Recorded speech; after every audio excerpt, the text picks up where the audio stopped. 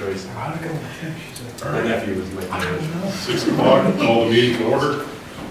All rise for the pledge of allegiance, please. Pledge allegiance To the flag of the United States of America, and to the republic for which it stands, one nation, under God, indivisible, with liberty and justice for all. Welcome, everyone.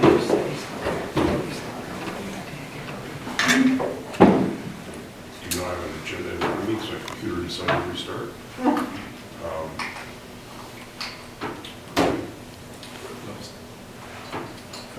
Recognition. All right, good evening. I do have a few. I'm waiting, our big recognition's not here yet, so I'll do him second if he arrives. But as you may know, we had our Veterans Day breakfast a few weeks back, and I want to just give a special recognition tonight to the PTO, and especially our president, Jess Wisniewski, who every year the PTO prepares a pancake breakfast for our veterans. We had over 35 veterans this year who were in attendance. And we read their names off in the branch of service, and we had students from grades K through 5 come down to the cafeteria to either sing to our veterans, give them a card to express their gratitude. So a very nice event that we have here in North Brookfield that I think has become a real welcome tradition for our school and our school community. So I want to thank Jess, I want to thank the PTO, I want to thank our student council, who also helped make and serve the pancakes and help usher in our veterans to be recognized. So very nice morning and event, and thank you to everybody who was involved. And I don't see our MAS Superintendent's Academic Excellence Award student here yet, so maybe we can circle back when he arrives, if that's possible. Sounds good. Okay. Approval of minutes.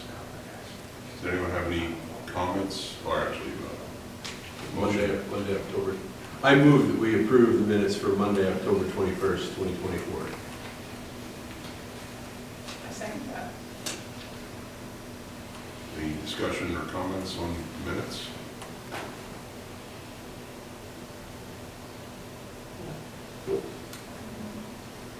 All in favor of approving the minutes as noted? Aye. Aye. Public participation?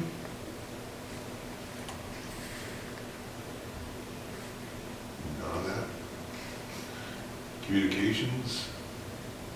We did, last month we mentioned communication from the Teachers Association, and we have reached out to them at the beginning of November to set up a initial ground rules meeting. So Ms. Matthews and I are working on that with Mr. McCormick, and we will figure out, they haven't responded yet, but we've given them some dates in December, and hopefully there's something more to report at that point.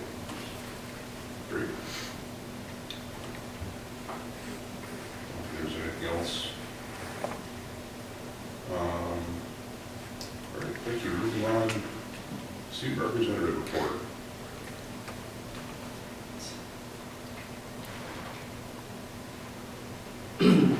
Past information, we have the Halloween dance. The Halloween dance was supposed to take place on Friday the 25th, but we agreed to postpone it to be a different dance for 6 to 12 at a later date. Family Conference Night. This year we helped out at Family Conference Night or Celebration of Learning on November 13th. Our goal for this night was to make it a community event where parents and families can come to meet teachers and see fun things we offer and do at NBHS. Conferences and field trips. Officer Shop was Saturday, October 26th at Worcester Tech from 9 to 3. Fall Conference was Thursday, November 6th at Blackstone Valley Tech from 3 to 6. Upcoming information. Giving Turkey. Our annual Giving Turkey event is coming up. It will be held all through November and is used to collect donations for the North Brookfield Team Collaborative. Students are encouraged to drop off items in a teacher's bag. At the end, the teacher with the most items donated will have to wear a turkey costume on Wednesday, November 27th. Giving Tree. Our annual Giving Tree will be coming up in December. Keep an eye out around the schools and our social media for more information. Christmas in North Brookfield. Christmas in North Brookfield is our biggest and most popular event of the year. As you may know, this event is an event that we put on with Caviar Blank as well. As always, we will have games, raffles, concessions, and more, all free to the community. Our goal for this event is to make, our goal for this event is to make it as successful an event as it has been in the past. Our chairs for this event will be Whitney Reno, Abby Lindbergh, and Dayton Ford. We're also partnering with our STEM teacher, Mr. McNeil, and his Army platoon on Operation Holiday Cheer, where we will collect toys, and him and his platoon will run them down to the post office to be sent out. Conferences and field trips. We have the MASC Spring Conference in Hyannis this March. Non-minutes information, the social media. We invite all community members to follow our social media accounts to keep up with all MBHS Student Council activities and events. Our accounts are Instagram at NBStugo and Facebook at NBStugo. Student Council meetings. All meetings are open to the school and community. Meetings are typically every other Monday in the high school kiva. Please feel free to join us if you have anything you would like to discuss or would just like to see how things are run. Thank you. Thank you, Dr. I have a question. Are you rucking the food with them, or are you just making them do it? That I do not know. I've heard that we might be, but I do not know. That would be fun. Do we have a date for that? That will be December 7th. December 7th, okay, cool. Thank you. And that is in this building this year. Mr. McNeil is here with us tonight too, so when I give my presentation, he's going to touch a little bit more on that too.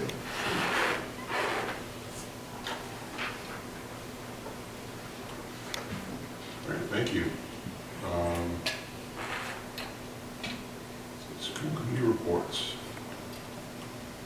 Can we circle back to recognition? Sure. All right, thank you. All right, so as I mentioned, every year I'm able to recognize one student in the senior class who has exemplified academic excellence, but also leadership in the school community. So the MASS, which is the Mass Association of School Superintendents, honors one of these seniors every year. We also get to invite this senior to a luncheon at Holy Cross in Worcester to be recognized in front of all Central Mass. But this year we have a senior who, you know, again, in my opinion, and the opinion of Mr. Durio and his staff, has gone above and beyond you know, what we expect of any senior to do, both in terms of the classroom, but also in respect to leadership. And we always want to instill in our students, especially our outgoing seniors, to leave the place, or leave the school better than the way you found it. And I think this student really exemplifies that kind of mantra. But just to kind of give you a highlight of some of the things that he has accomplished or been part of the last couple of years. Member of Student Council and currently is treasurer. He's president of National Honor Society. He's the class of 2025. He's the president of the class of 2025. He's a part of the Playbook Initiative, which, if you recall from last year, this was a training where we had with the Boston Celtics. And we had 2 students come back and facilitate trainings around supporting students through difficult situations and conversations, everything from bullying to racism. And this student leader, took it upon himself with his colleague, student colleague, to do more. To not only do the 2 sessions with middle school students, but to incorporate more sessions. He's going to do that again this year. He was part of the Mass Ideas training, which is along the same vein as our Playbook Initiative, working with students and being a student leader and a voice for equity and justice. He was a member of the varsity basketball team. He was also the team manager for the softball team, and he is a MIAA ambassador. So he did all that, and he's also the top 5 in his class academically. So, you know, we really wanted to put students like this out there to showcase the great things they're doing. So it's my pleasure to introduce and to acknowledge Anthony Polanco as this year's MASS recipient.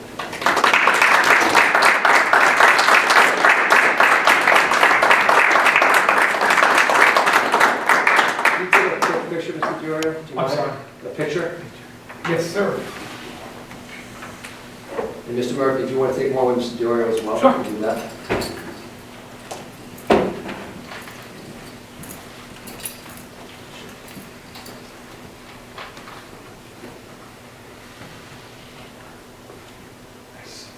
Mr. Diorio, want to just jump in?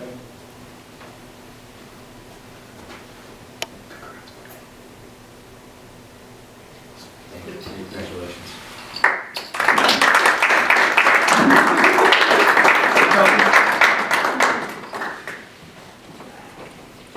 You guys are more welcome to stay, but you can take off. I know that it's a school night. It's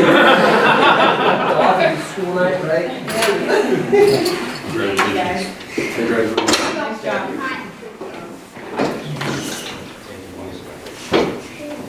It takes a family, so congratulations to the family as well. Thank you.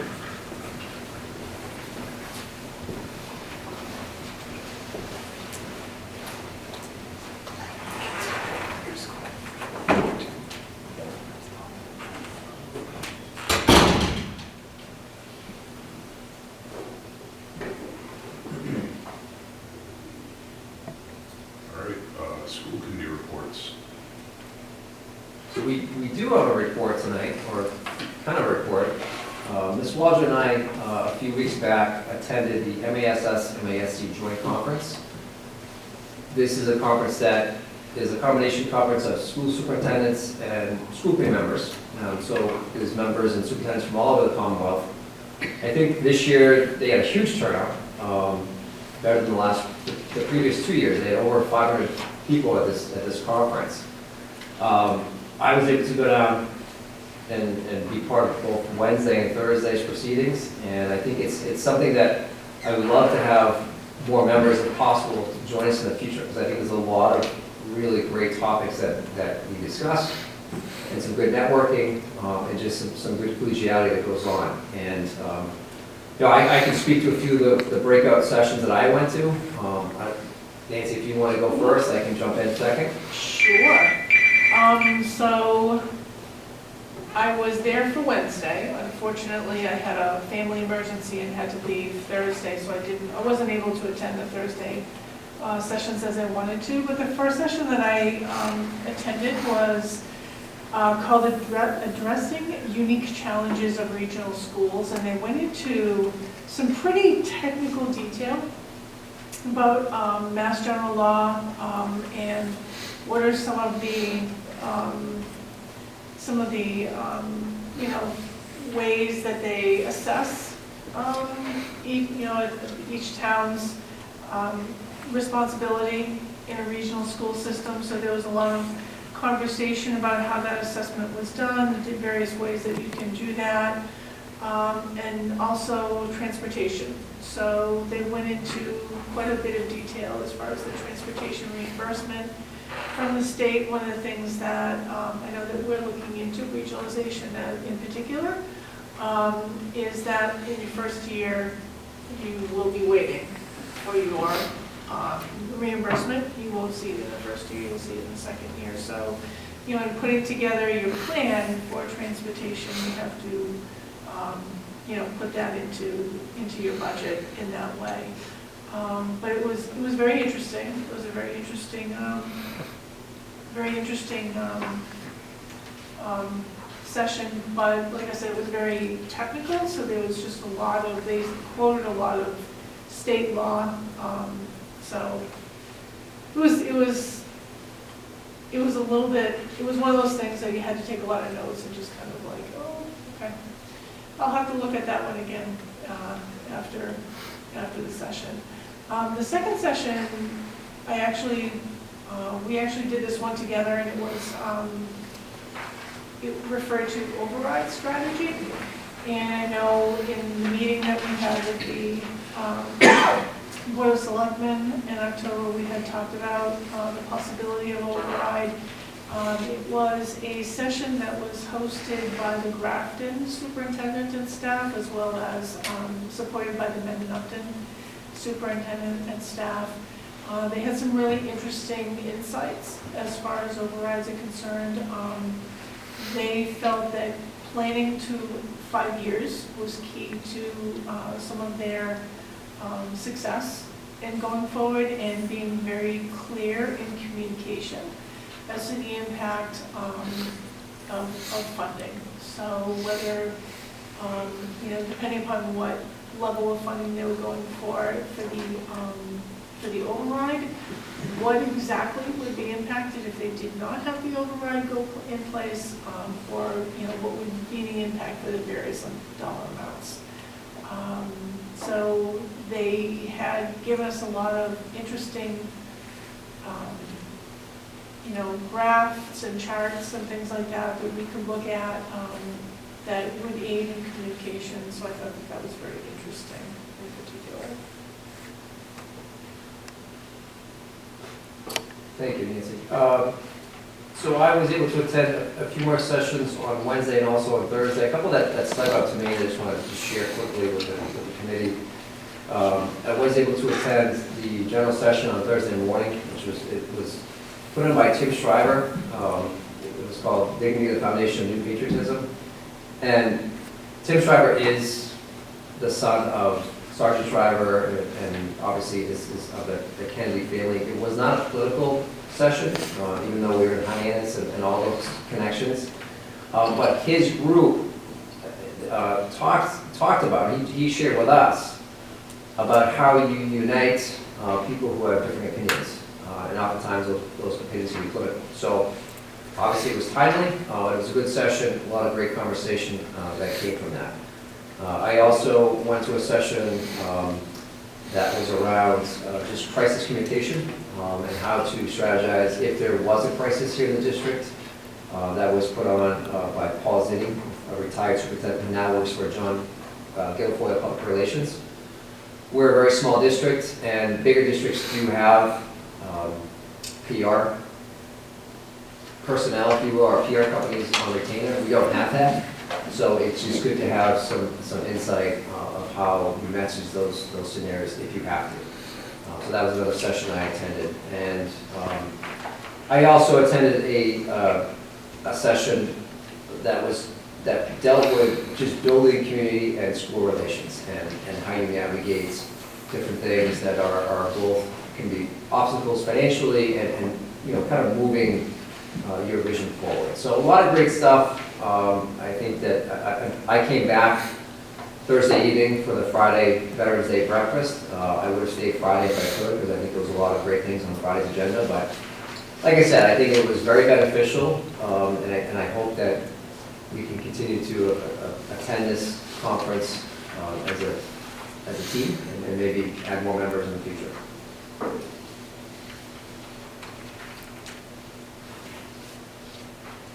Any questions?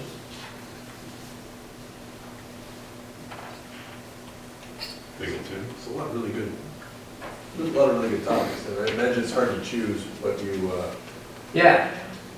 I mean, I was, on Thursday I was there until, 4:30, 5 o'clock, attending breakout sessions, so I tried to get my time's worth, and I think if you have multiple members there, you can kind of divide and conquer a little bit with what you see, so.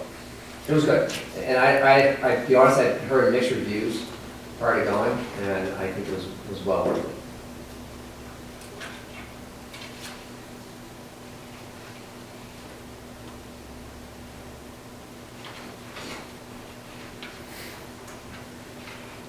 Thank you for your reports. Any other questions or comments? All right, financial reports. So I've attached the financial reports for your review. Again, this is just a summary of the monthly report fiscal year, also the signed warrants. As you know, Ms. Schofield has departed from the district. We are in the process of still looking for a replacement. We had a person. They have since rescinded the offer. But we have another finalist coming in tomorrow. So we're hopeful that this person will land. In the interim, Ms. Schofield is going to help us with some of the financials on kind of a revolving basis, if you will. But she obviously is fully employed at a new location, but she's going to help us, me, kind of get through the transition as seamlessly as possible.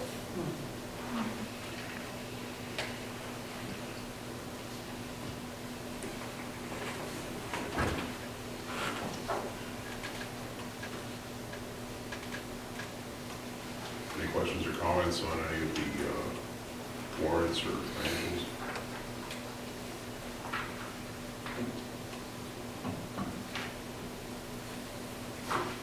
All right, superintendent's report. All right, so a couple parts here. Excuse me. I've listed the people that we are bringing on to the district. I mentioned this, we have the new IT director and new instructional coach that have just started in the last week.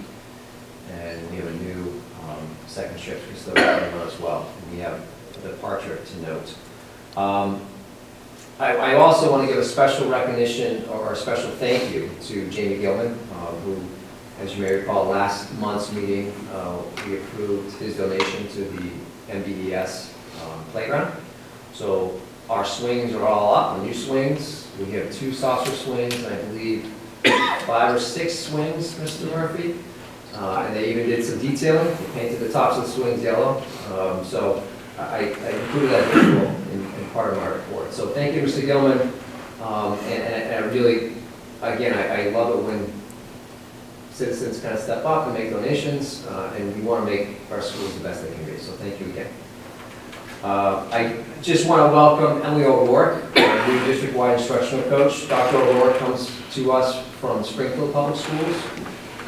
She has held many roles in her teaching career that spans roughly 20 years. She has been a STEM teacher. She's worked in the math department. She's been a math curriculum advisor. And she's worked in suburban districts and urban districts. And she currently lives in Belchertown with her family. But she has kind of hit the ground running. She met the staff for the first time face-to-face today. And is already setting up coaching cycles for our teachers and is looking at kind of our MAP data, which is our benchmarking data tool that we use, and just working with teachers to really build their capacity. So we're excited to have Dr. O'Rourke on board. She will also support teachers as we begin our UDL PD next month. As I mentioned already, we had our Veterans Day breakfast on Friday, November 8th. Again, very well attended, over 35 veterans. I think we have 100 people in attendance. So just a really nice tradition that we do here. So I'm very proud to be associated with that. And then last but not least, I mentioned this last year, and it took a little time to kind of get things going. But we should have our Handle with Care initiative up and running next month. And kind of refresh everybody what that is if we have an incident at a house where we have students there, the police officer who is on scene will send a message with the student's name and just a simple text message of handle with care. They do not get into confidential information, they don't share details, it's just to alert the school that we have a student or students that may be arriving the next day who may need extra attention or care. So we're working with the NBPD. We had a meeting last week with the DA's office to kind of go through the protocol and the system. We'll be meeting with them again next week. And we should, like I said, we should get them running early December after Thanksgiving, so that if those situations do arise, our building principals, our school adjustment counselors, and whatever point people that the principals assign, we'll get those notifications. They will in turn notify the teachers, again with that simple handle with care message, not details, but just to make sure that we're supporting those students the best that we can. This is an initiative that's used in Quabbin school districts, Garden Public Schools, Winchendon. So it's a lot of our neighbor communities have adopted this, and it's actually going nationwide. So it's not just a central Mass thing, if you will. I believe she says 40 different states right now who have adopted this model and using it. And I think 11 states have made it mandatory by law. So I think it's an extra layer to support kids as they come in, facing difficult times. Any questions about any of those items? I just have a question on how long the special ed teacher spot has been open. Less than a week. It's not open, it's, meaning, well, the person's still there, but, Oh, okay. yeah. Okay. Yeah.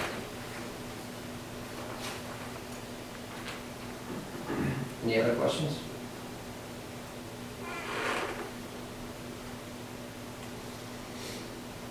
All right, so I will transition now to, I wanted to share some results from our MCAS testing from last spring. So just, first couple slides, just want to give everybody a little context, and these are kind of, I've used these slides before, but just so everybody's aware. So all students who tested on Next Gen, and districts were given accountability ratings based on the 2023 results.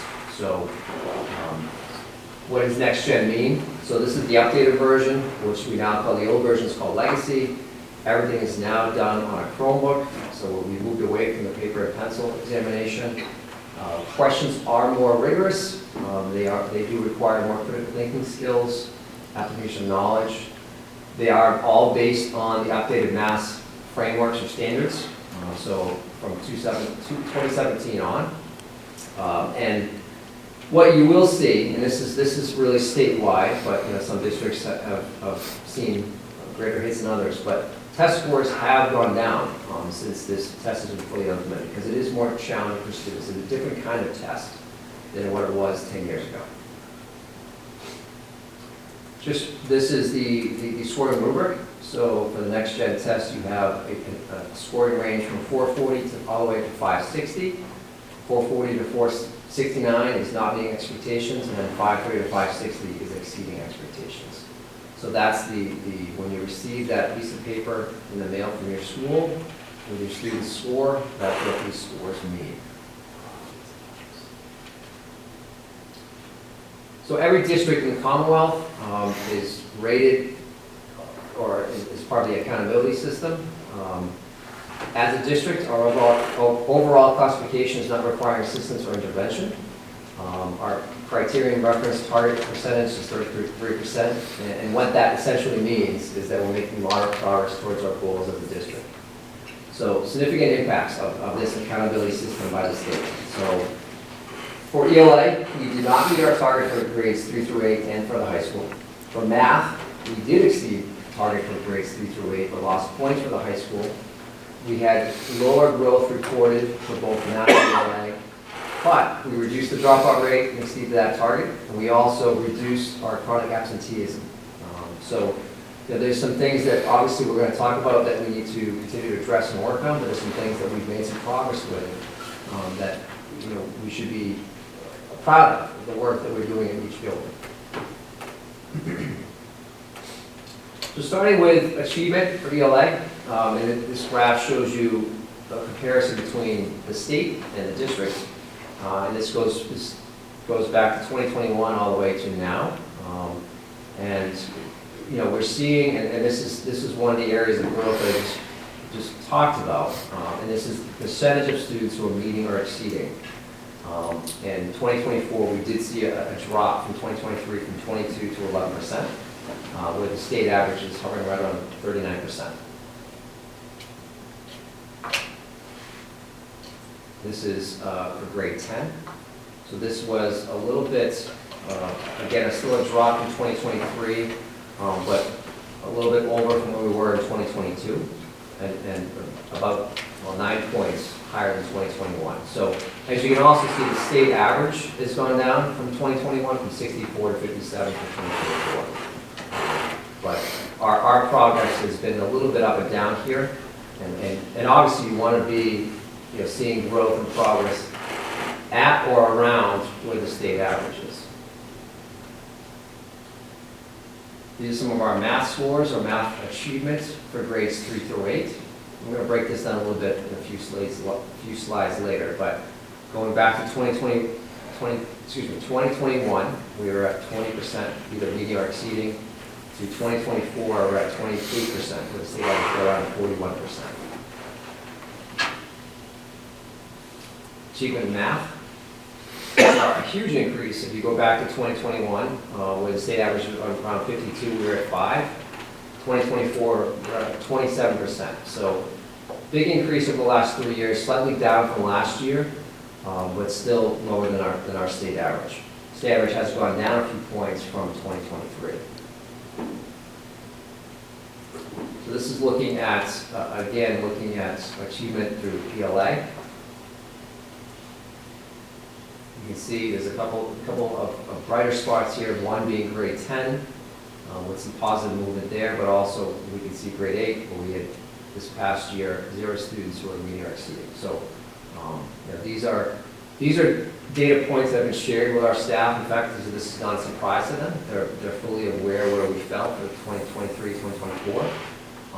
But you know, we want to be fully transparent with where we're at. Achievement for math, and this is one of the highlights that I mentioned earlier, and this is, you can really see this on this graph, and that's why I really like this graph. You look especially at grade 4. So again, the blue color is the state average. The purple color is the district average. Our grade 4 students last year, so our current grade 5 students, are exceeding the state average. This doesn't happen as much as you would think. This is quite an accomplishment. Conversely, we have some work to do with grade 8. And we noticed that through this graphic as well. Our science achievement, if you look from grade 5, grade 8, grade 10 are highlighted on this graph. Again, this percentage is talking about the meeting or exceeding, the percentage of students who are meeting or exceeding. We are below the state average. We're seeing an increase from grade 5 to grade 10, but we're still below the state average for science. Looking at our comparison of growth for ELA, and this is a good graphic showing grade 4 through grade 10. If you look at grade 4 and grade 6, you're seeing students right around, getting very close to the state average. We need some work in grade 5 in ELA, and we need some work obviously in grade 10 for ELA. But there are some bright spots. We teased out some of the data from grade 6. There's some really good work going on at that level. And again, our growth for math. Again, look at the growth for grade 4, our current grade 5 students. I mean, it's almost in the top of the chart, 84% growth, which is well over the state average. And you know, there's some bright spots here with grade 6 and grade 7, getting very close to that state average, and that's a good sign. Grade 10 is inching up as well. So these next few slides, what the department does, and this is a great way to look at this, is we're lumped into a group of like districts. And these are districts that are like North Brookfield as far as demographics of socioeconomics, just size. These are all kind of rural-ish communities and school districts. So this first graphic shows MCAS grades 3 to 8 in ELA. This particular subset, we are on the low end of the dark performing districts. If you look at grade 10 ELA, kind of right in the middle, with the high being 75 and the low being 21. So we're at 32% at meeting or exceeding expectations for student achievement.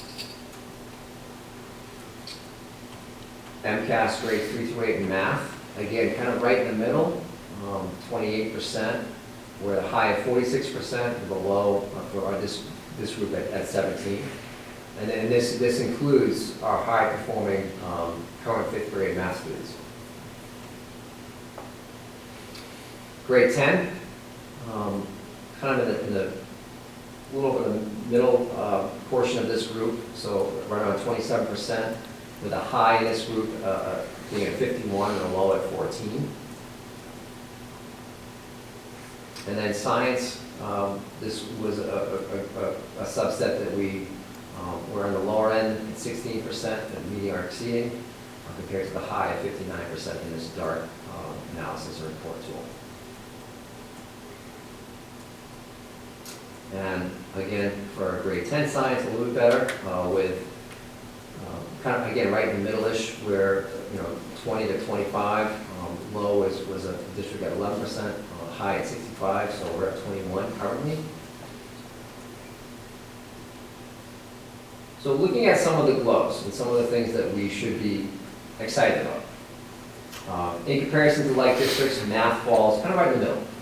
And I know that's something that we're not going to all get behind, because it's the middle is not where we want to be, but we're showing some real promise there, and especially our upper elementary grades. Our math MCAS achievement has shown improvement over the last 4 years. Our 4th grade math growth and achievement was high, very high, as we saw. And our ELA grade 6 achievement and growth stood out. Areas of growth. So our 8th grade math and ELA, our current freshman class, currently none of these students are in a meeting or exceeding rating. And that's an area that we are doing a lot of work on. We started, and in the near future, and Mr. Dory is going to speak to some of that in a few minutes, about really making sure that our interventions are targeted for those students in particular, but all students, but the students who are struggling the most with some of those reading and writing areas. Writing significantly impacted ELA scores at all grade levels. We had more points that were lost from conventions than idea development. So those are things that we think we can work on and really fix or improve in the very short term. And another area of growth is district-wide. We had very few students who scored exceeding expectations. And we want to have those students excelling at this test. This is a test that, as you know, was just on the recent ballot, and this has been a hot button topic, but this is still a way that the state and our district still measures success for some of our students.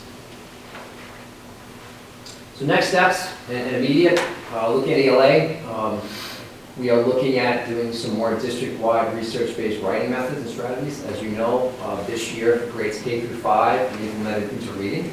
So that this is the first year that we're using that new reading curriculum with fidelity for our elementary school students. We're also doing more specific targeted interventions and supports in writing for our students. We want our students to write more. We want our students to build up their reading capacity, their reading strength and stamina, if you will. For math, again, targeted intervention during flex block at the upper levels. And really looking, and we've been using this now a lot better the last couple of years, our map testing data. And that's our benchmarking data that we use 3 times a year. And really looking at that data, sharing that data with students. That will be more of a new wrinkle this year. And really helping them with those interim supports. Science, we have done a lot of work with our curriculum materials the last couple of years. We brought in PLW, we brought in Open Science for the middle school students. And science is an area where oftentimes, and right or wrong, it's overlooked in some ways as far as curriculum materials and formal curriculum at the elementary school level. We're really trying to shore that up with bringing in PLW at the elementary school level. And we're really trying to hook our students into not only STEM education, but life science education at a very young age. And then all subjects, we're working on our Tier 2 vocabulary.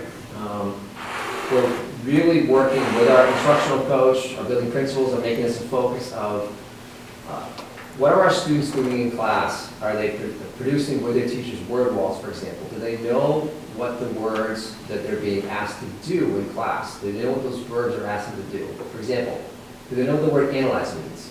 And what we found out is a lot of our students don't know what they're being asked to perform as a task. So that's a problem, and we need to support those students with some of that vocabulary that can be used across all content areas. So those are just a few immediate steps. We are working with DESE and also Novak Education starting in December with some really focused training on universal design for learning, which isn't necessarily content specific, but builds capacity with pedagogy and making a more robust culture of learning for all students in our district. So that is something that I think will have an immediate impact from December to June. And some additional long-term steps. Continue to support our teachers who use illustrative math. We're in year 2.5 of illustrative, and we want to continue to provide these teachers with some more digital tools to support their pedagogy and their instruction. We are going to be providing more internal PD with teachers on modeling and supporting teachers on making our students better readers, but also better writers, and looking at what kind of internal or district-wide writing rubric can be developed to support our teachers and support our students, but also give our teachers a really viable tool to give them real feedback. And then support all teachers in applying UDL to developing unit plans, and then looking at establishing routines of evaluating student work and aligning criteria for success. And I mentioned this already, but also building stamina for student reading. We're seeing, and there's been some great research and articles about this recently come out, that even some college freshmen are not just from North Brookfield, from anywhere, are getting to college and having a really hard time getting through a novel or a piece of nonfiction because they don't read enough. So we need to build that stamina of reading. And it starts at the elementary level. So we can build it there. Hopefully we can see it progress as they get to junior year in high school. There's a lot there. There's a lot to kind of unpack, but I try to make it as digestible as possible. Any questions about the MCAS update? I have a question. Sure.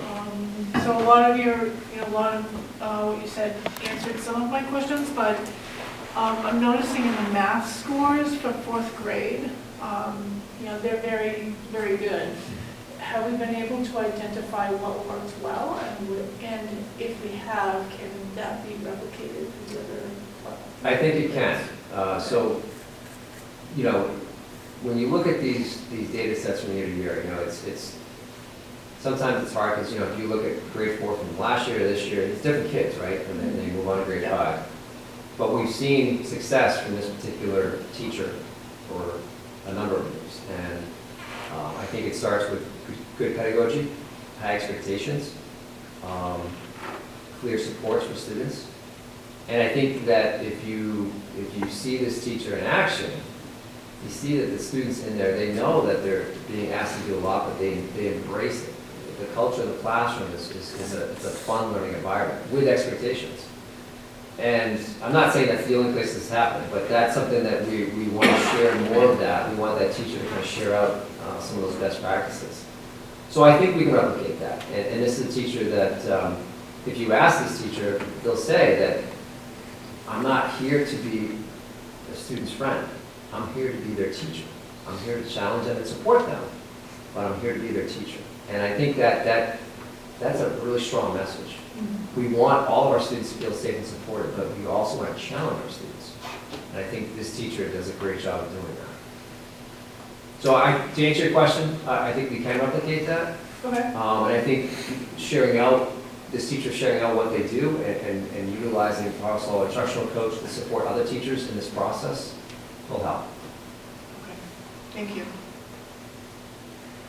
I know there is kind of a switch going on, at least in the elementary school with different curricula. I think it's with the math especially, but wasn't there the ELA, wasn't there a program that didn't seem to be working out too well for math testing, and there's going to be a shift to another curriculum? Was that? So we adopted interreading for this year. We piloted that last year. It was between interreading and wit and wisdom, the two that we looked at. And Ms. Priestley and her staff, and we vetted through both those programs and then decided on interreading. So that's being used with fidelity by grades K through 1 through 5 now. So that will help with that part of it. What we're looking at is looking at what can we do with high quality instructional materials at the junior, senior high school level. Because right now, ELA and history at that level don't have any high quality materials. And I was just on a call today with someone with the 1A Foundation again, who we brought in Open Science with, who support our 8th grade civics instruction. So they have a program that's for 8th graders, which is civic centered, which I've heard great things about. So that's something that we're exploring. But we want to bring in some high quality materials for our high school, junior, senior high school English students. Do we know why 8th graders having difficult time? It seems like that's the Yeah, I think it's low performer out of the whole bunch. yeah, it's probably, it's a number of factors. I think that it's, you know, if you look at this particular cohort, if they had issues as 4th graders 4 years ago and we didn't fill in those gaps, so to speak, along the way, they're still gonna have issues or concerns. Issues are the wrong word. They're still gonna have concerns. 4 years ago, everything was a little different. as far Yeah, as it was, operations and that's, you know, I mean, you look at some of the grade levels that were most adversely affected by COVID, not being in school. I mean, you obviously look at our youngest students who are, you know, who are now what, 3rd graders. But you look at this age group too, you know, they would have been, what, 4th graders, 10 years old. That's a really a formative school year for making friendships, for you know, starting to really become a student. So they missed that opportunity. You know, I think that we've moved to a true middle school model. So this is the first year of 6th, 7th, and 8th. And we've had some teachers, a couple teachers who have moved into new roles within that middle school format that I think, you know, they've been learning new roles plus new curriculum materials. Our hope is that with some more supports, we can make some movement there.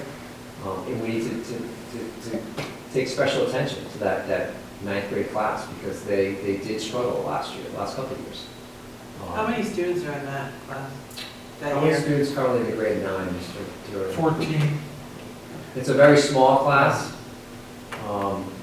So that would make a big difference. It does, but you know, it's a small group but on the flip side of that, they're small class sizes, right? I think it's one section, correct? So it's one section of students. So you're not having a class of 30. You know, 14, 15 students in one class. I think our current 8th grade class is what, 30-ish? I believe it's 30. 30? So it's double the size. 30 on the dot. Double the size. Not that that's big, but it's much bigger than 14. So it's a small group of students, and I think, you know, to answer your question, Mr. McGarry, I think we need to, you know, fill in some of those gaps that have been kind of grown over the years. And I think, you know, high quality curriculum materials support that, but I think with building a culture of universal design for learning and real support for all students will also help with that as well. Is there any opportunity for, like peer support, like from, you know, upperclassmen or lowerclassmen, people that, you know, doing a mix in and, you know, because clearly not everyone is struggling as much as they are, so be any way to like cross-pollinate in a way? Yeah. Yeah, no, I think we do some of that informally. I don't know if we have a formal peer mentoring program. I know we've looked at different models over the last couple of years. I think at one point, student council, maybe NHS has done some peer mentoring or tutoring, but it's more from high school to elementary. Yeah, we started some last year too, to sort of answer your question. We started doing that last year with some of our middle school students. And then this year we have a new counselor, a new school counselor. So we're just in the process of getting that started again for this year. And one of the, just to build up to Mr. McCormick, one of the other things that we're working really hard on is scaffolds and supports. We identify that as a need for our school to make sure that all students can access the curriculum and are supported in that way. So, you know, our struggling students, trying to support those students to build them up, that's a big push in our school this year too. And that should really help that 9th grade class quite a bit.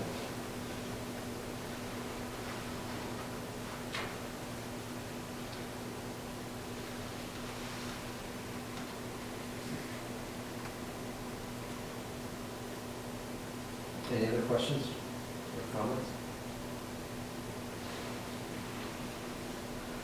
Thank you, Mr. McCormick.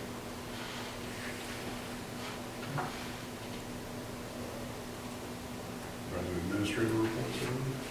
Yes. Sorry, scroll back to the beginning.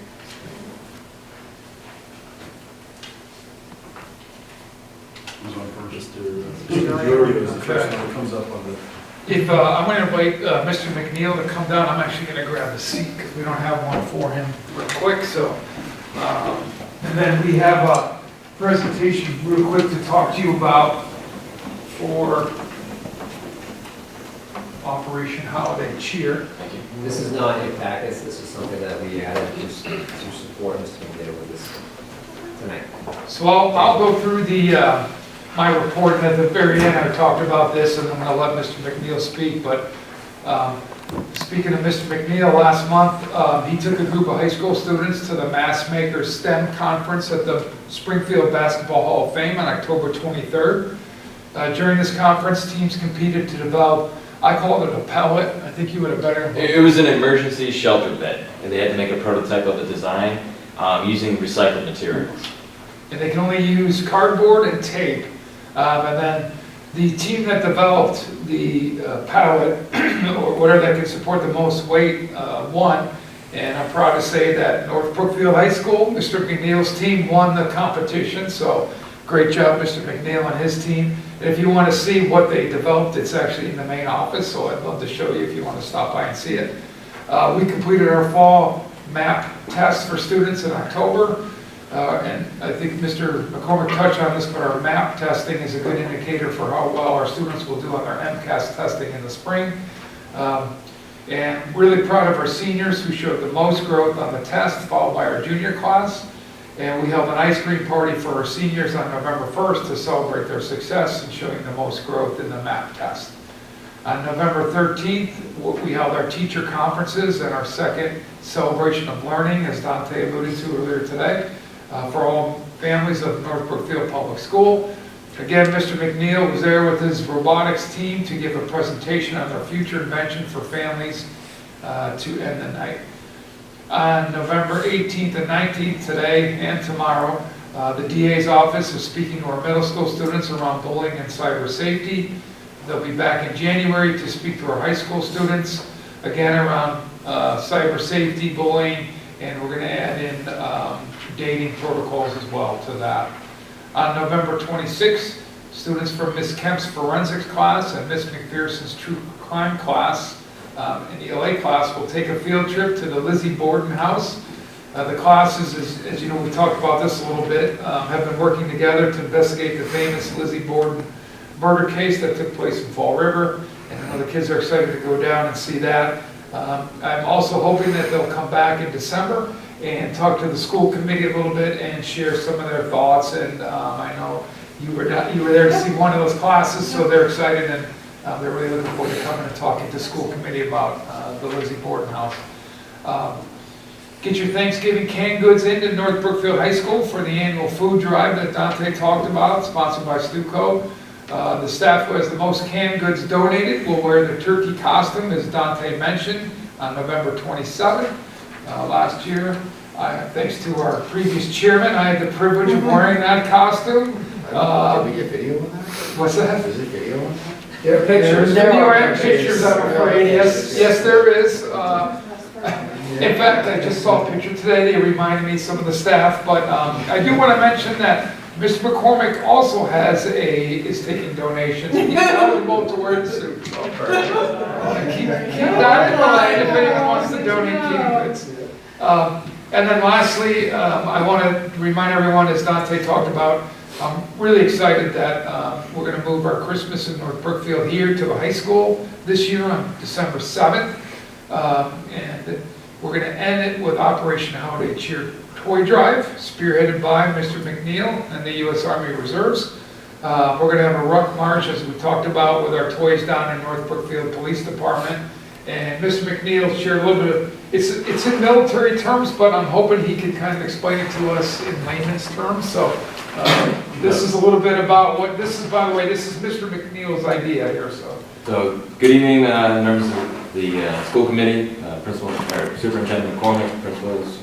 Thank you for having me here this evening. I'm going to put on my lieutenant hat for a moment. This is the concept of the operation for the 7th of December. Commander for my unit is Captain Emily Chen. First Sergeant is First Sergeant Bruce Nicely. Next slide, please. Operation Holiday Cheer for 2024. This is something that started 4 years ago for the town of Sturbridge. Last year we raised over $10,000 worth of toys for the local community. The school that I was with and partnered with, we raised in-house these toys with some corporate sponsors, and we're able to then have the local police department distribute it to the local community, and we're going to try and model that same plan here. I'll be the officer in command for this event, myself, my phone number's there, along with my email. Our civilian liaison for this operation is going to be Principal Diorio, and then our North Brookfield Police Department liaison is Chief Mark Smith. This was current as of 04 November 2024. Next slide, please. So the mission for this event is going to be the 101st Field Artillery Battalion civilian volunteers will safely conduct a charity ruck at North Brookfield High School on the 7th of December at 14:30, December 2024, in order to promote local outreach and spirit de corps. Key items on here will be the intent that community relations will be enhanced and families will be supported during the holiday season. At the end of the day, this is a toy ruck event, right? A similar event happens at the Boston Children's Hospital, where members of the National Guard will put on festive gear for the day and take toys down to the Children's Hospital and distribute them. We do not have a Children's Hospital here in Central Mass, so we try and do a similar thing, at least to have the police department be able to distribute toys to the local community. The end state will be upon completion of all donations safely delivered to the North Brookfield Police Department. Next slide, please. This is our area of interest. Next slide, please. Parking for this location will be at the high school.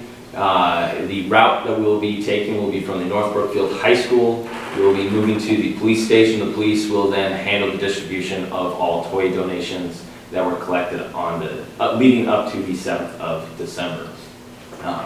Next slide, please. This is just for coordinating instructions for any of the soldiers that will be attending. There will be several of my soldiers on site at the time to help carry the toys, and I'm sure that some of the STUCO members will want to participate as well along with. Feel free to, anybody else, strap on an empty backpack, carry some toys, and join us for the day to just raise awareness, spread some holiday cheer. That's the main mission for that. Pending any questions, that concludes the briefing for Operation Holiday Cheer. Just real quick, thank you for doing this. This is fantastic. Do you accept monetary donations as well, or just unwrapped toys or wrapped toys? Just toys in the original packaging. So preferably unwrapped, so that way then the police department can verify that. So, but no monetary donations. Though. Are there any lists of wanted toys? Generally, it will be ages K to 8. That would be a good age range to give because a lot of high schoolers, they don't really play with physical toys as much anymore nowadays. So we're looking for those age ranges of K to 8. And we're hoping to conclude when we get down to the police department. District Attorney earlier will be down there, and so he's going to kind of end the event with us. And I know Mr. Murphy and myself will be happy to drive any toys down there in our cars. You're not looking? 0.9 of a mile. I plan on drive. Is that the contingency in the event we exceed available manpower to get the... No, we have to think of something. Make a couple trips, right? Exactly. Gotta have the pace on. Any other questions before we? Thank you. Thank you, that's great.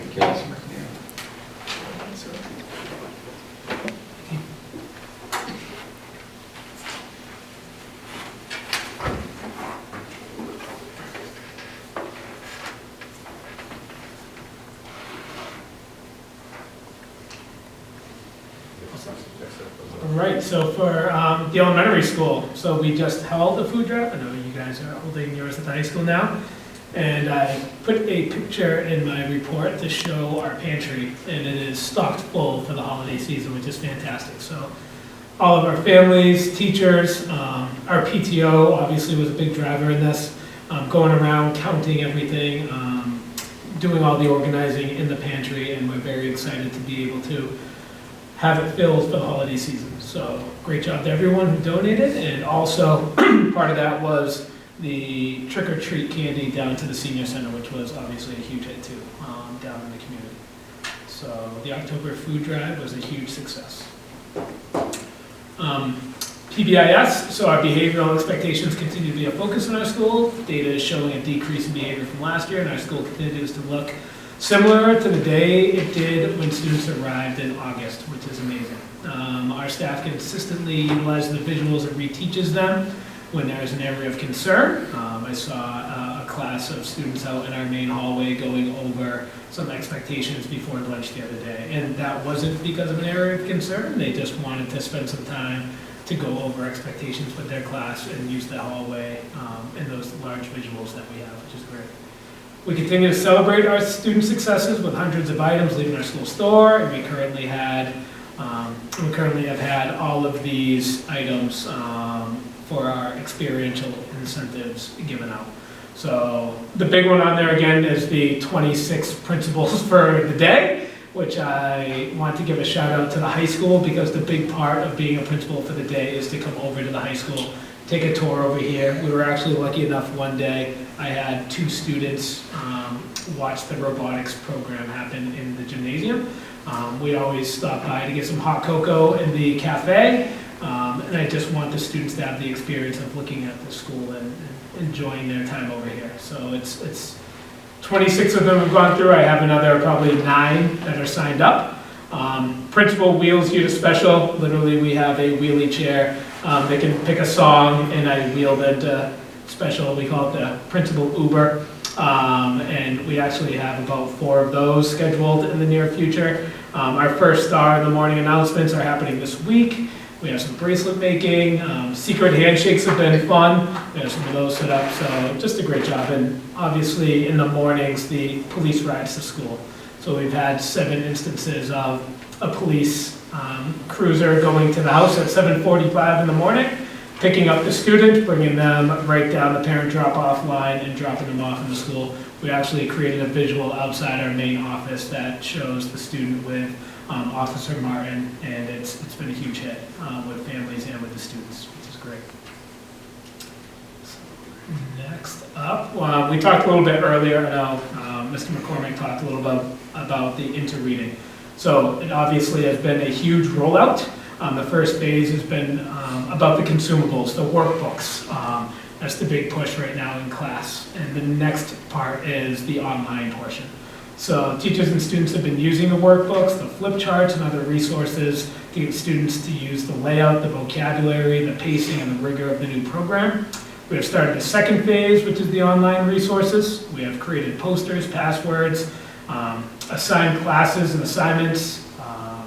Staff and students learning the intricacies and the design of the website, and continue to utilize our Coachly contract and resources at other districts that have rolled out this program. So when I went to Massa in the beginning of the year, I went to a conference on inter-reading. So a lot of schools are going to inter-reading in Massachusetts, and there are a lot of resources out there. And you kind of hear about the pitfalls about where they've kind of had to make some changes and go through some things. It's a huge national program. So just even being in Massachusetts, aligning the standards and aligning what you do to it, there's so much information in the program that it's a big task for teachers and myself to go through. And now our instructional coach is a big part of that also. So yeah, that's inter-reading. Today we had our curriculum day after school, and we did a survey just to do a heat check on inter-reading, where everyone is, where are their needs for myself and our instructional coach to go in and help. So that's part of the school improvement plan. That was the first kind of big reach-out survey that we did today. And then I know Mr. McCormick already mentioned it. Our PTO held the Veterans Day breakfast on November 8th. We started our celebration early with the breakfast put on by our PTO. We had over 30 veterans who are the relatives of NBPS students come in for pancakes and other treats.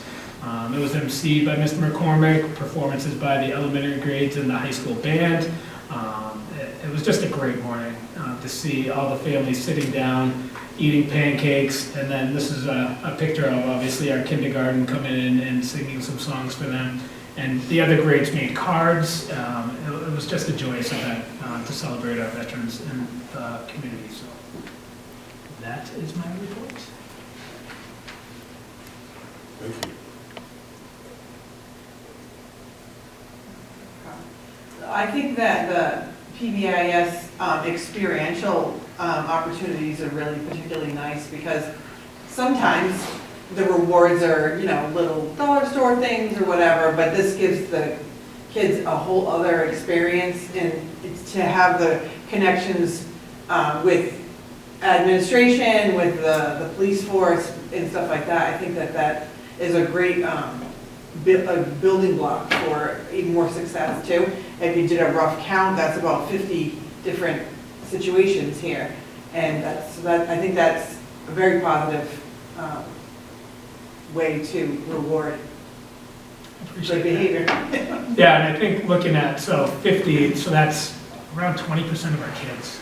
And a lot of those ones are kind of high value, so there's not a lot of repeats, and kids are waiting to get more Starbucks and do this. Our teachers use Dojo a lot of the times, which allows them to do it quickly and to keep that data. So we're having some of our teachers present that to other teachers who are doing the physical ones that take a little bit longer. But the process has been great in the first few months, and we're looking to just keep it growing. And our PBIS team of Ms. Sullivan, Ms. Makowitz, I always say that probably wrong, and Ms. LaChapelle are also a huge part of this. So I know my name is on this a lot, but they do the bracelet making, they go through all the data, huge help, because it is a big undertaking, but it's great for kids, and they need to be celebrated. Excellent. Thank you.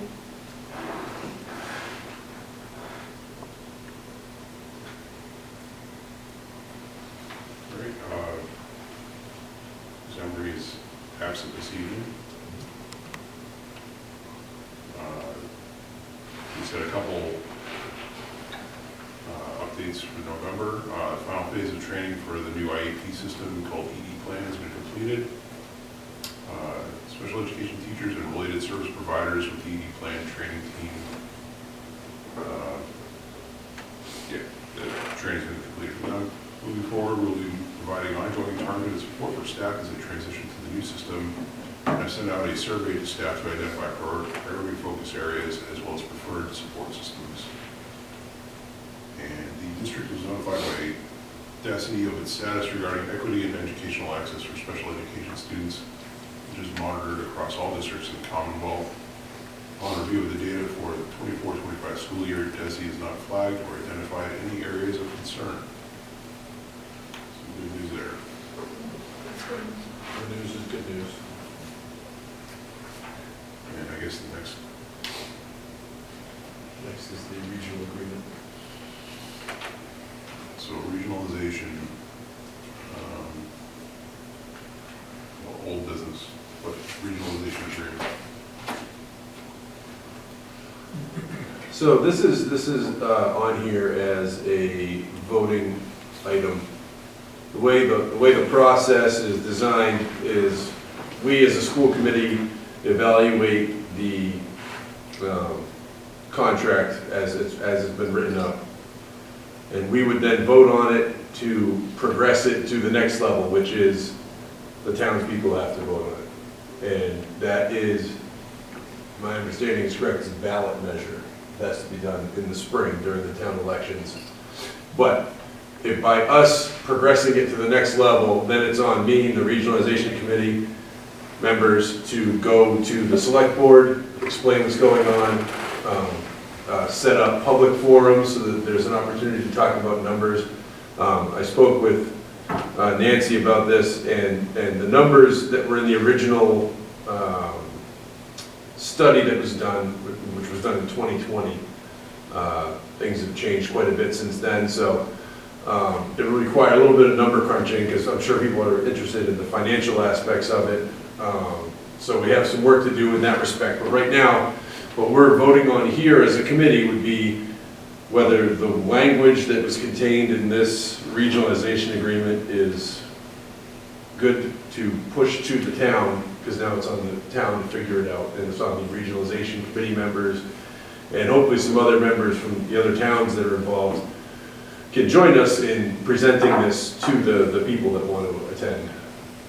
So that's, I mean, I read most of it last week, or last month, when I was here. There isn't, they spent a lot of time working on the language of it. It's really just a modified version of what Quabog was already operating under, with the primary changes being, besides the names of the towns involved, the makeup of the school committee and how the school committee operates and the representatives from each town, which again was one of the reasons we went with Quabog, was because it provided an equal number of representatives from each town as members of the school board there, and a absolutely, well, it came later, but it's going to be an absolutely ginormous transitional committee should the towns all. 12. I think it's 18. It's a lot of people. Maybe it's 12. No, there's already 12 on the Quabog School District School Committee, plus the 5 plus select board members from each town that are involved. So quite a lot of cooks in the kitchen for that one, but it's a big deal, and the transition part would be that's down the road. Step one is done. That was the study. Step 2 was to form what this agreement would look like. Step 3 is now for us to decide whether we're good with the language of this and want to move it towards the select board and the town as a whole. The select board, while they're involved in it, really nothing happens until the town votes on it, but they have to put it on the ballot. So they have to take up that next step, and there's still a lot more conversation to be had on that. So, that being said, I would like to make a motion that we approve the regionalization agreement as written and modified to reflect the dates that I discussed last time, because the original printed version obviously was 1 year behind the current time frame. So I would move that we approve the agreement as written and modified to reflect the more accurate dates of the time frame. Second. Any questions or comments? I had a whole list. So being the new person on the board, I took some time, read through the 2020 regionalization study. I learned a lot from reading that. Some of the things that I'm aware of is that in reading this, that right now we do not know if there are savings, and we also don't know if there's additional cost. So in voting tonight, we are voting not that with a lens that shows us whether there is savings or additional cost. We are just moving forward to start the process to come up with what these are. Also, we don't have, I don't think right now we have the most recent numbers of the students that go to Quabog from here. And if there would be any students that we would lose as a result of school choicing into our district, so students say from Leicester or Spencer, we don't know what the impact to those students would be at this point, so it would be worthwhile to know some of these things. Understanding though tonight in our vote that we don't know these things, that we're just moving the regionalization concept forward to get it to our citizens of our town. We also, at this point, don't specifically know what the academic improvements would be in moving to this. I think there was some generalized comments and comparisons in the regionalization document, but I think it would be worthwhile to know a little bit more about what they offer today. So some of this information is dated, it's more than 4 years old, so it would be worthwhile for our citizens to know what is out there at this point, so that they can know what they're voting for. That's all I have.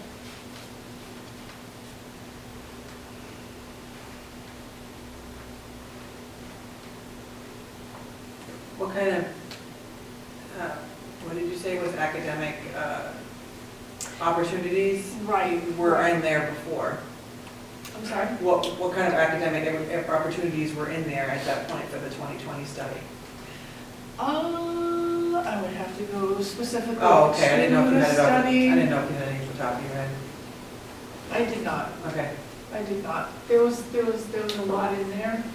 I There's did, also a lot in the study too of, based on current trends, they were projecting 4 years out, 5 years out. So there's a lot of speculative numbers that were used in that, and there was, if I remember right, there was a lot of debate at the beginning of the speculative nature of those numbers and all that. But the way it worked out, there was a grant initially so they could do the study, and then there was a grant so that we could do this contract work, so the state's paying for the lawyers and things that are involved in that.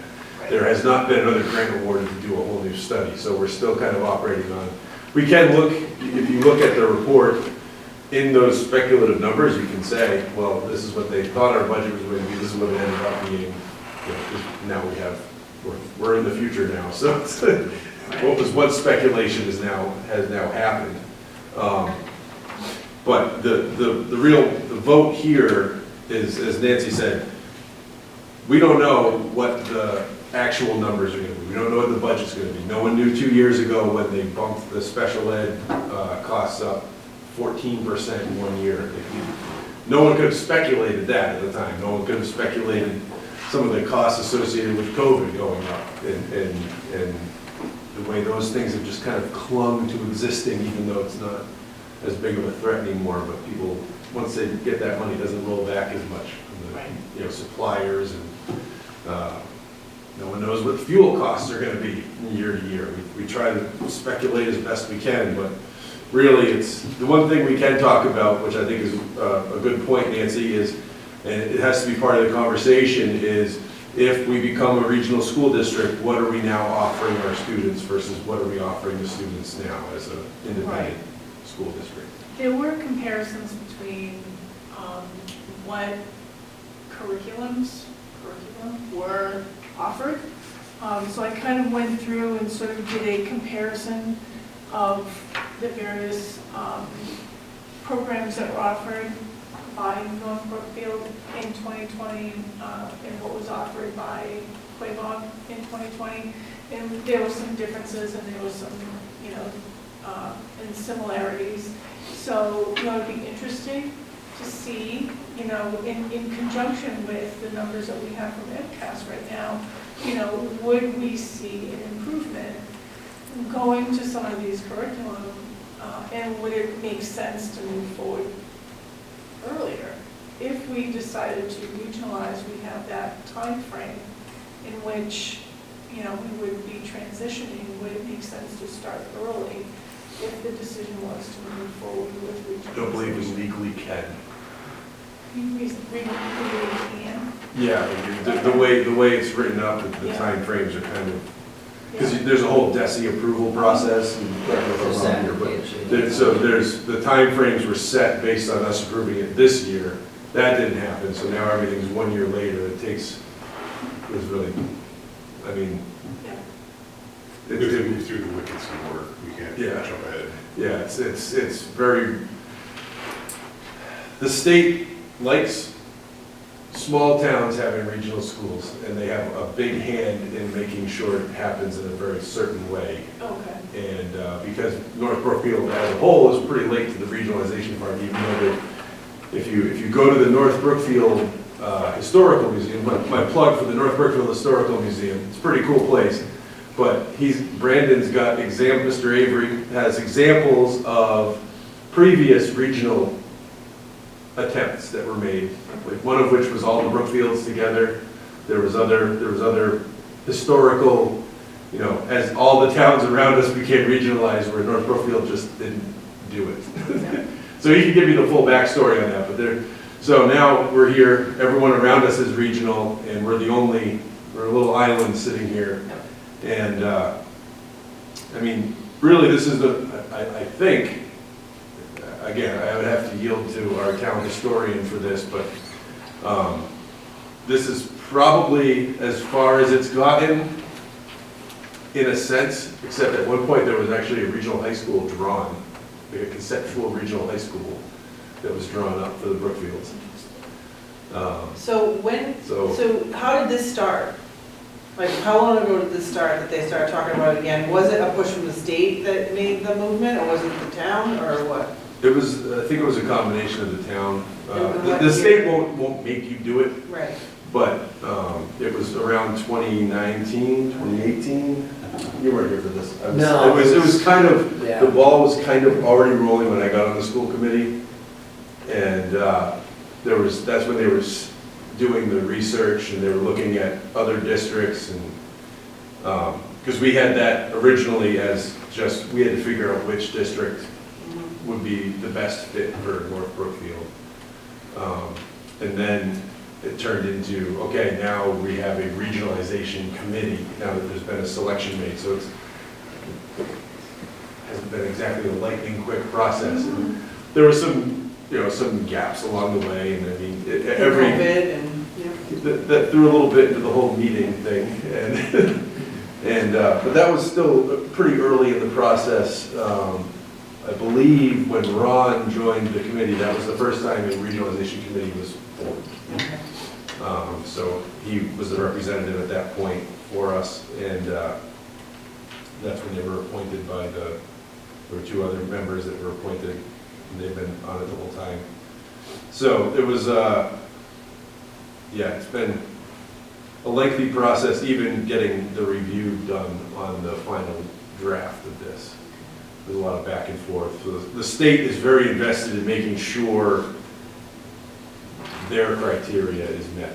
And again, most of the contract, which was it's on the school website, right?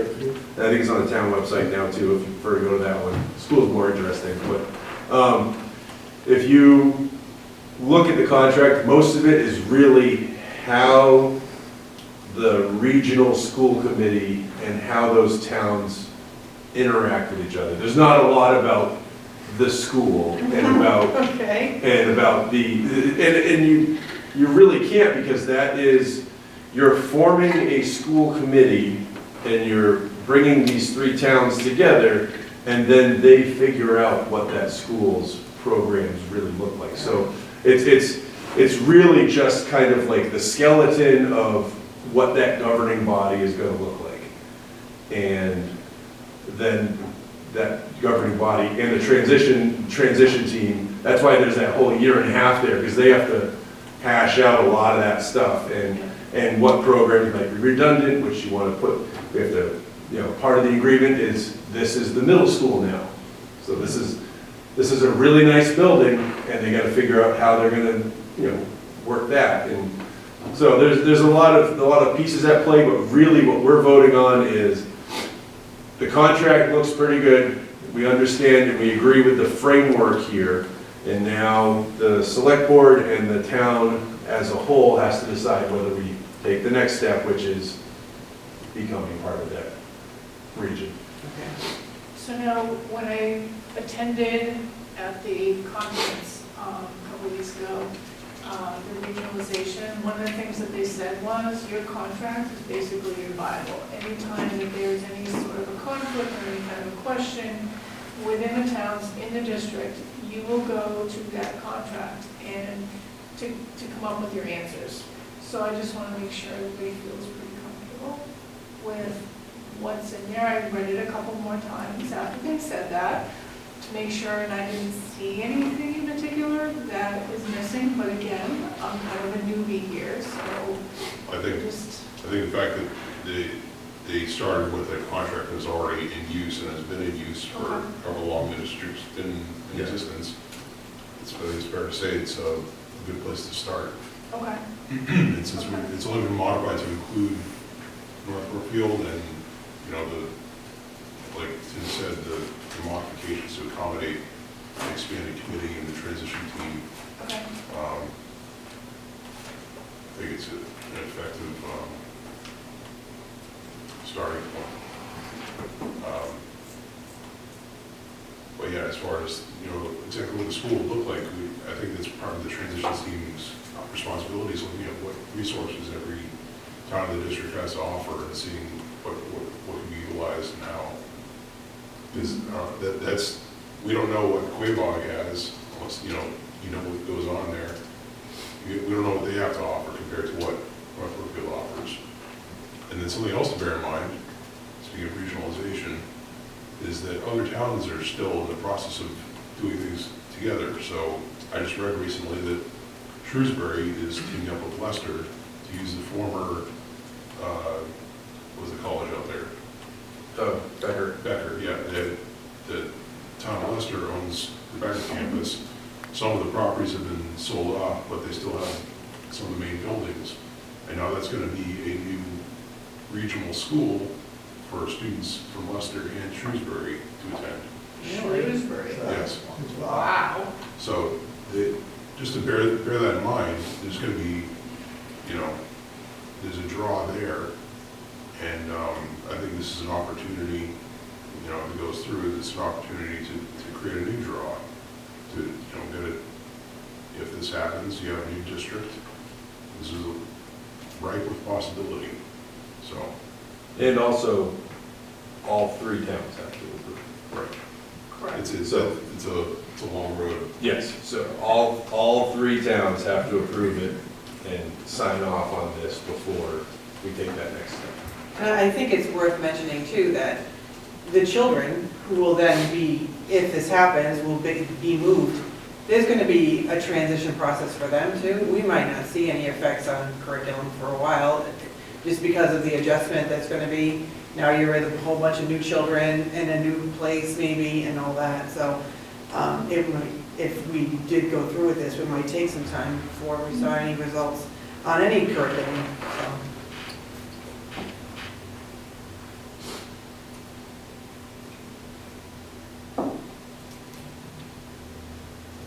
Any other questions?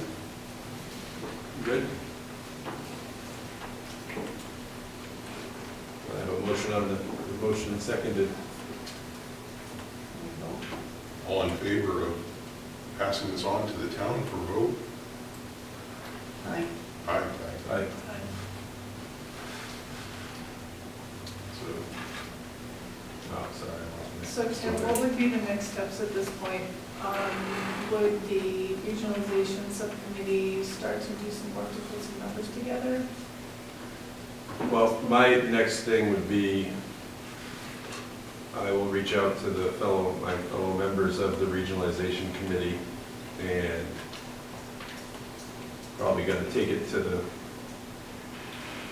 we go talk to the town administrator, go to the select board, let them know, in case they aren't watching, and see what the next steps are. And we gotta make sure all our Ts are crossed and Is are dotted too, so I don't wanna say what's gonna happen next and find out that I missed step 3A. Sure. So I will look into it, but the other members of the regionalization committee, and hopefully the larger committee as a whole, the regionalization committee, can get involved and we can see where we go from here. So I'll send emails out and figure out what the next steps are. If I see a select board member, I'll let them know or her know that After this you is come across one. coming. Maybe the gas station or something. rare happenstance. So, my biggest concern is making sure that we understand, that if the townspeople understand what it is that we're asking them to vote on. Well, this isn't gonna happen without open forum type Yeah. conversations. And Okay. my hope is that people come out. Our usual crowds won't suffice. Right. And it's not effective, I will say this now for the tens of you that are watching, it's not effective as a dialogue if we don't have anyone to engage in such dialogue with. Sorry for any other preposition. ELA. Right. So, when it is announced, we'll give plenty of notice, we'll publicize it to the best of our abilities, and spread the word both via electronic and verbal means of communication, and we need people to come and ask questions and raise concerns and tell us what their thought process is, so that if we don't have an answer, we can find that answer. That's my pitch. We will put together a public forum, but we need the public to attend. And not just keyboard warrior on Facebook. John said that. Amen. I would- Chairman has spoken. Yes, we need people to. If you have an opinion, it's better voiced in person to people who can address that concern or questions. Because otherwise it could just be a brick wall on Facebook. And if we don't know what a concern is, we can't address it. Right. So that's the biggest thing, is then it turns into speculation and everything else. So if you have concerns or questions, and my email's on the website too, so reach out to me. Send me communication. I'll have something to report next month when we get to the school committee communications. So please, dialogue starts now. Awesome. We'll keep you posted. Thank you. Well, Policy updates.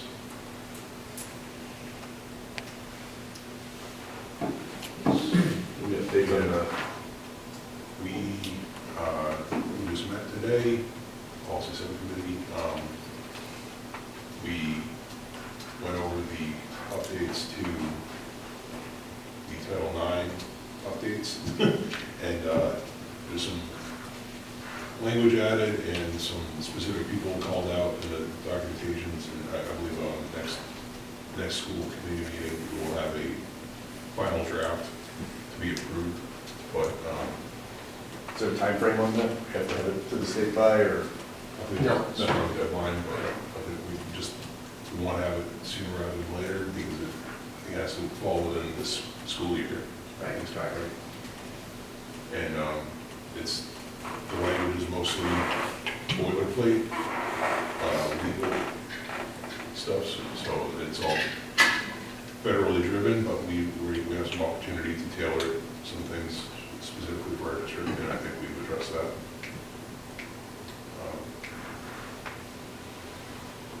So, There's also some, With the building use stuff. oh, yes. there's some bullying as well, so those revisions there. Right, yeah, the revisions in bullying, and we had language for clarification on whether or not a student involved in bullying, either the bully or the victim has an IEP, there's special consideration for that. So it's not, or we're just assuming someone's trying to be bullied, or if it's, part of their IEP situation. So it was a good addition, and you'll see that language specifically next week.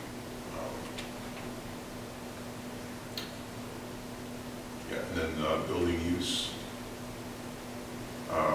We reviewed updates to the building use policy, and there's an updated fee schedule for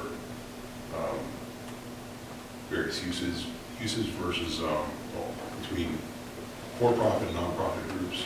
So there's going to be some breakouts there, and clearly updates, because the last time it was updated, I think it was 2006, June 19th, 2006. So some things are clearly outdated, and made updates there. And as far as the form for people to fill out for the places to stipulate whether or not they're for-profit or non-profit, and it'll just be overall good updates to the policy. Was there an update to the timeline, or is it still going to be the same? Timeline as in, There was talk, remember, amongst the custodial staff, and then Mr. McCormick and the school committee in terms of how quickly the request would be approved, right?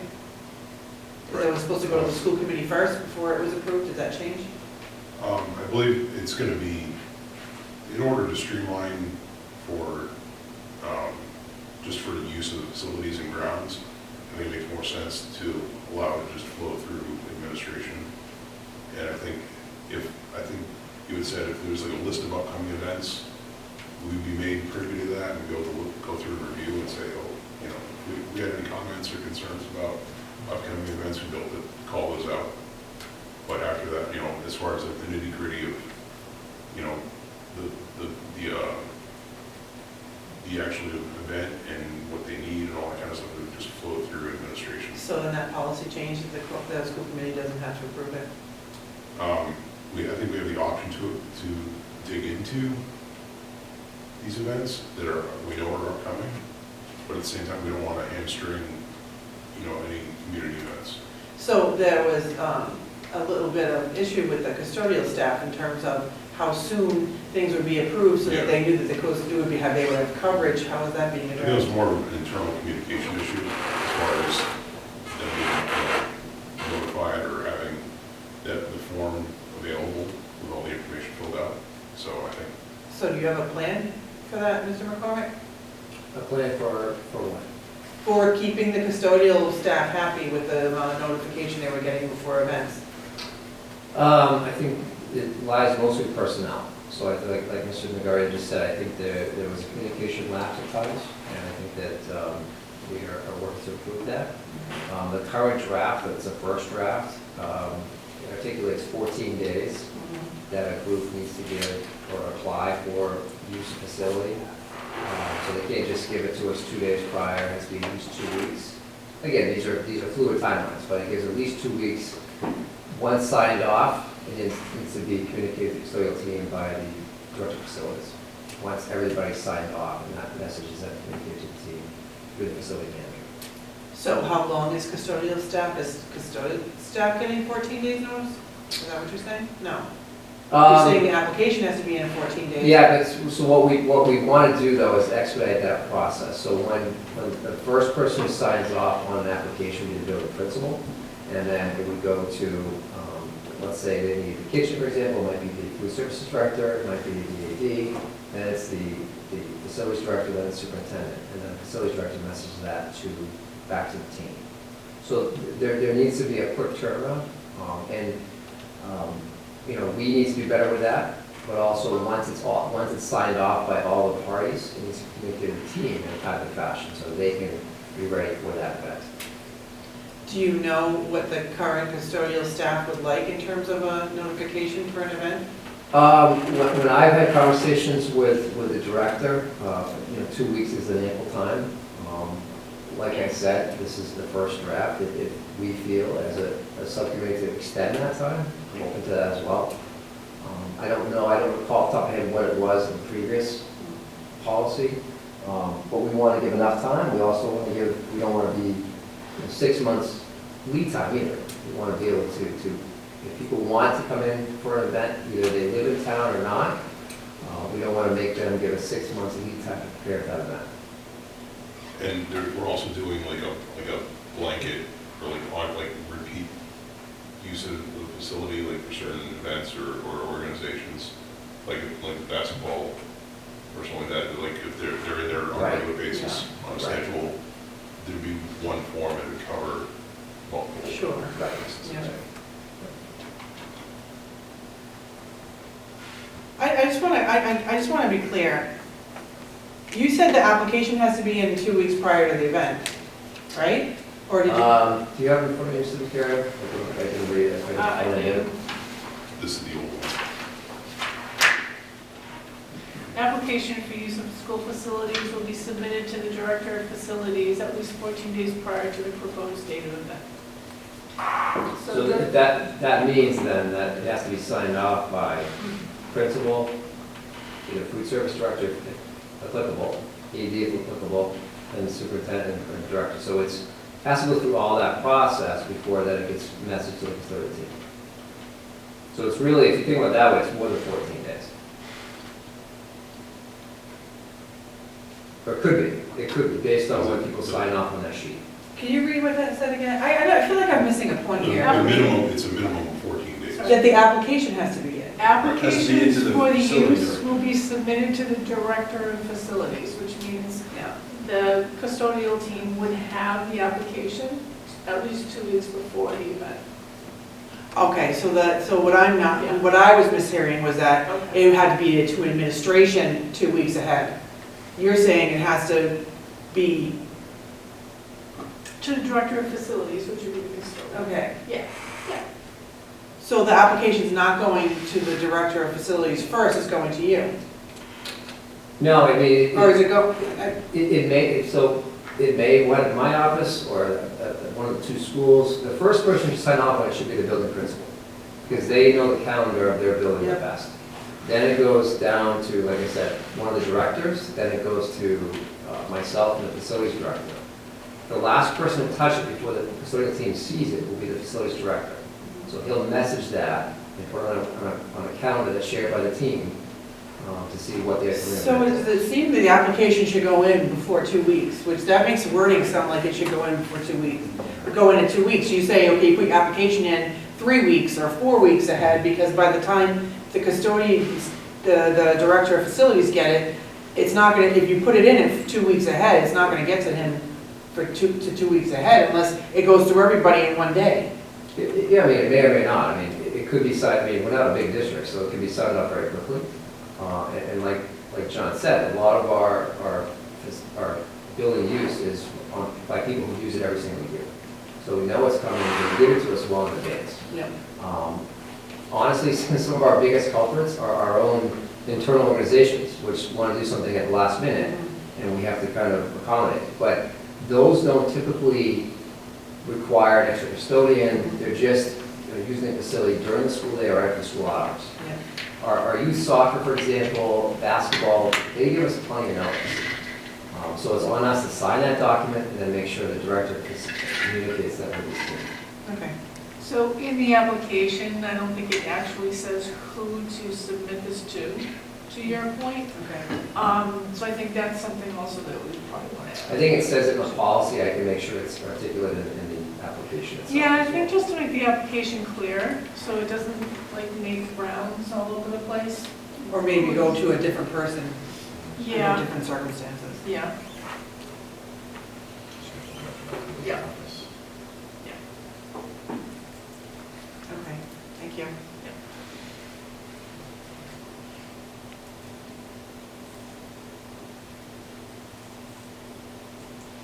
Probably got your email.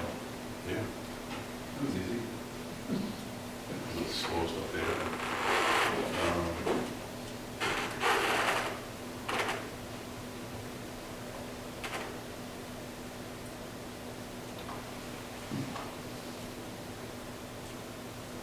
I think that covers policy updates. And I didn't need to speak on any of those points, I hope. My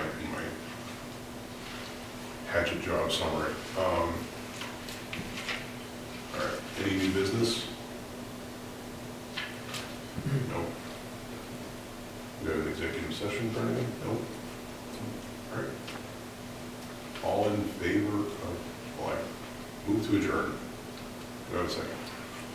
Second. That's good to be. Any discussion?